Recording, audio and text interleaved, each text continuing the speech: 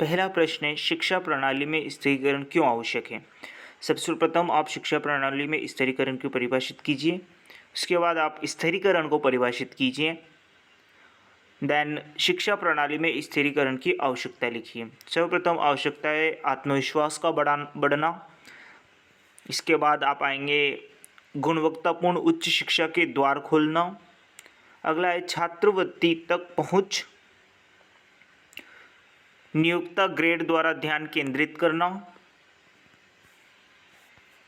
अगला प्रश्न है, एक शिक्षक के रूप में सामग्री चयन और सामग्री के संगठन के समय आपने किस प्रकार के सिद्धांत का पालन किया है।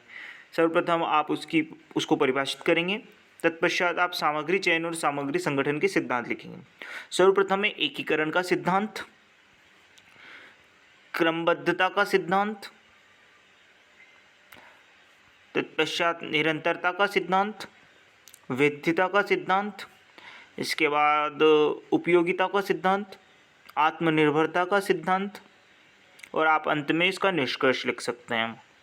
इसी के साथ अन्य प्रश्न है, पाठ्यचर्या का प्रारूप का अर्थ लिखिए। यदि आप एक पाठ्यक्रम प्रारूप करते हैं तो आप किस प्रकार के तत्वों पर ध्यान केंद्रित करते हैं और इसे समझाइए और क्यों। पाठ्यचर्या प्रारूप का अर्थ सर्वप्रथम आप लिखिए। इसमें आप परिभाषा दे सकते हैं जेम्स एमली के अनुसार और सेलर के अनुसार।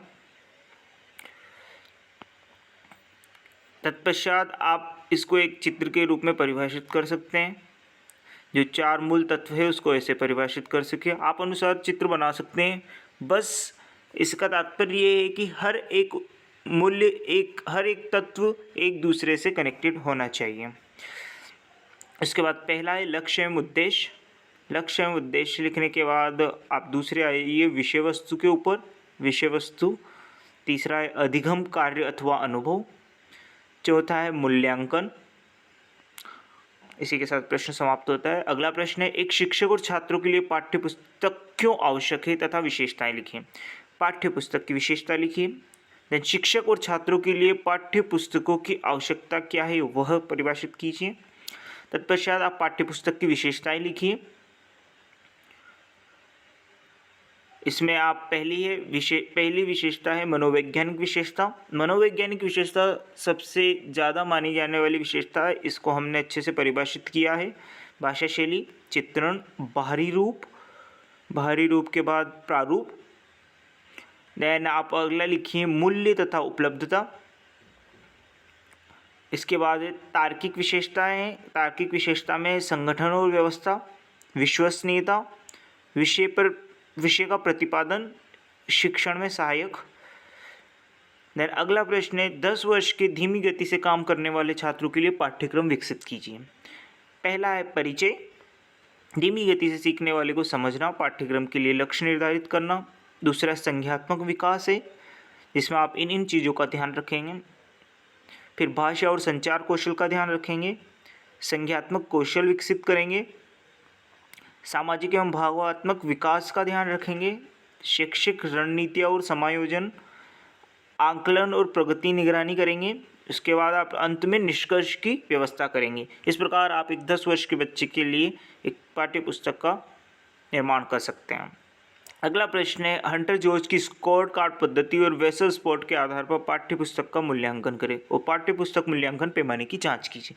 इसमें सर्वप्रथम आप जिस भी बुक का मूल्यांकन या एवेल्युएशन कर रहे हैं उसका फ्रंट पेज प्रिंट करवा कर लगा दीजिए। सबसे पहले पाठ्यपुस्तक का मूल्यांकन हंटर जॉर्ज की अंक तालिका सिद्धांत के ऊपर करेंगे। इसमें आप अंक देते जाएंगे प्रत्येक टॉपिक के ऊपर। पहला लेखक की शैक्षणिक योग्यता लिखेंगे। मैंने इसमें एम लक्ष्मीकांत बुक का एवेल्युएशन किया है, आप अन्य बुक का भी एवेल्युएशन कर सकते हैं। आप अपने स्तर पर जो आपकी सब्जेक्ट से रिलेटेड है उस बुक का एवेल्युएशन करना होता है। इसमें मैंने अंक दिए हैं। दूसरा सौंदर्य बोध और मूल्य के ऊपर अंक देंगे। मनोवैज्ञानिक उपयोगिता, जिसमें दैनिक जीवन में उपयोगी है या नहीं, चित्र किस प्रकार है, चार्ट टेबल किस प्रकार दिया गया है। अगला है सामग्री अपडेटेड है या नहीं, कोई संस्था से प्रमाणित है या नहीं, आप उसके ऊपर अंक देंगे। अगला है भाषा एवं साहित्य। इसमें आप पाठ्यपुस्तक की भाषा आसान है या नहीं, शब्दावली दी गई है या नहीं, कठिन शब्दों को पाठ के बाद उसका अर्थ समझाया गया या नहीं, इसके ऊपर आप अंक देंगे। अगला है शिक्षण गतिविधियाँ। क्या इसमें अभ्यास दिए गए हैं, किसी भी पाठ के बाद करने के लिए प्रश्न दिए गए हैं या नहीं, इसके ऊपर आप अंक प्रदान करेंगे। अगला है शिक्षक के लिए उपयोगी। यह शिक्षक के लिए कितना उपयोगी है, उसकी ज़रूरतों को पूरा कर रहा है नहीं, इसके ऊपर देंगे। अंक में आप कुल अंक है इसके 1000, जिसमें से आपको अपनी बुक को अंक प्रदान करना है। अगला प्रश्न है वेसल स्पोर्ट के आधार पर पाठ्यपुस्तक का मूल्यांकन। सर्वप्रथम इसमें आप पाठ्यपुस्तक का नाम, लेखक का नाम, पब्लिकेशन, मूल्य, संस्करण और इसमें कुल अंक होते हैं 100, जो कि प्रत्येक टॉपिक के ऊपर 2 अंक दिए जाते हैं। पहला लेखक की शैक्षणिक योग्यता। इसमें आप इन पॉइंट्स के ऊपर अपनी बुक को अंक प्रदान करेंगे, जैसे क्या लेखक ने इस विषय में अध्ययन किया है, यदि हाँ तो आप उसको 2 अंक प्रदान करेंगे, यदि नहीं तो आप उसको 0 अंक प्रदान करेंगे। ऐसे इसमें अंक दिए गए हैं। दूसरा संगठन के आधार पर दिए गए हैं। तीसरा पाठ्य वस्तु के आधार पर दिया गए हैं। चौथा सामग्री का प्रस्तुतिकरण किस प्रकार किया गया है, उसके ऊपर अंक दिए गए हैं। अगला है शुद्धता के ऊपर अंक दिए गए हैं। छठा है पठनशीलता के ऊपर अंक दिए गए हैं। अगला है समायोजन के ऊपर अंक दिए गए हैं। शिक्षक सहायक सामग्री के ऊपर अंक प्रदान किए गए। चित्रण सामग्री का उदाहरण दिया गया है। बाहरी स्वरूप किस प्रकार है, उसके ऊपर अंक दिए गए हैं। इसका कुल अंक 100 होते हैं, जिसमें से आपको अपनी बुक को जो भी आपके अनुसार अंक प्रदान करने होते हैं।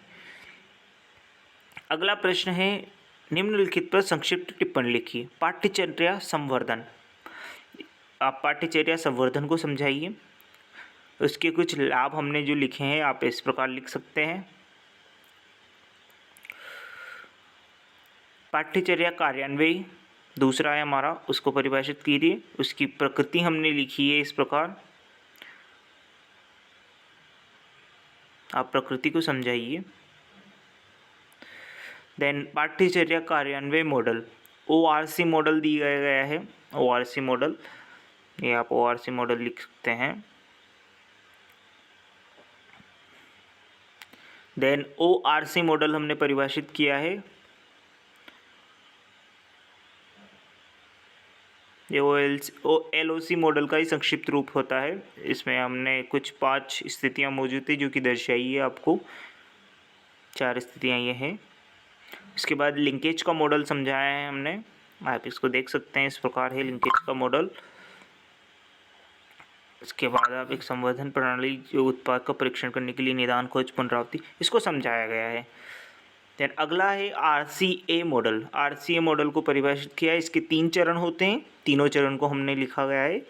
ये शुरुआत किस प्रकार होती है, कार्यान्वयन किस प्रकार और निगमन किस प्रकार होता है। इसके साथ अगला प्रश्न है पाठ्यचर्या संवर्धन के लिए उपकरण।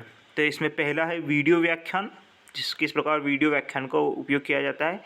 मूल्य संवर्धन कक्षाएं, मामले का अध्ययन, समूह चर्चा, समूह चर्चा के बाद आप अनुसंधान आधारित शिक्षा, छात्र मंच गतिविधियाँ, आप इनका स्क्रीनशॉट ले सकते हैं। और इस प्रकार ही हमारा असाइनमेंट के प्रश्न पूरे होते हैं। आप इनका स्क्रीनशॉट लिख सकते हैं। धन्यवाद।